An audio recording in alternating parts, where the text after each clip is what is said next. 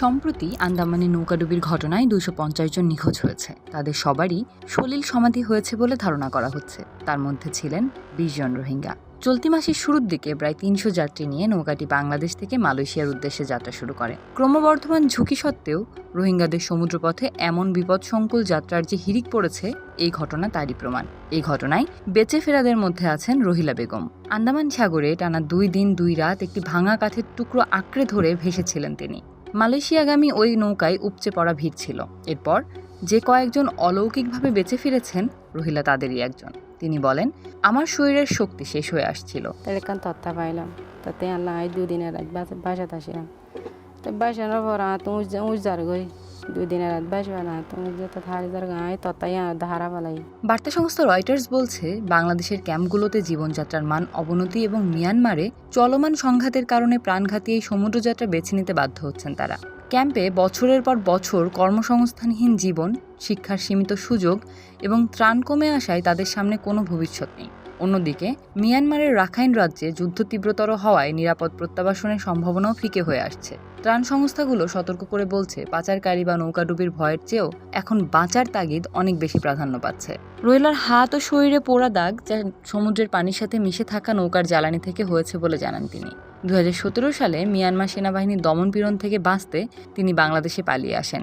জাতিসংঘ সেই অভিযানকে গণহত্যা হিসেবে অভিহিত করলেও মিয়ানমার তা অস্বীকার করে আসছে।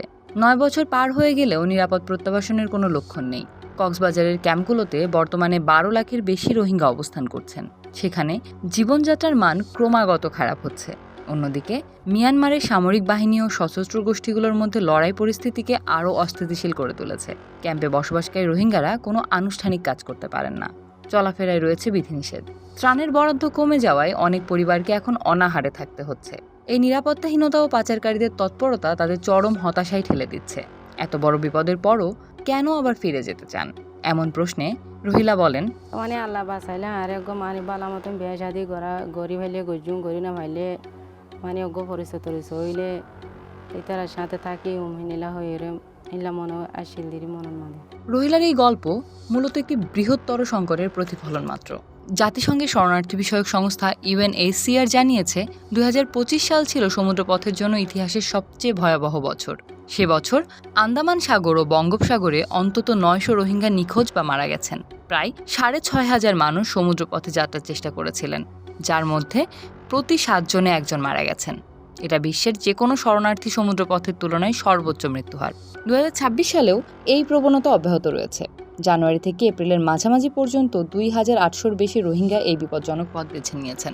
সাম্প্রতিক বছরগুলোতে এই যাত্রীদের অর্ধেকেরও বেশি নারী ও শিশু।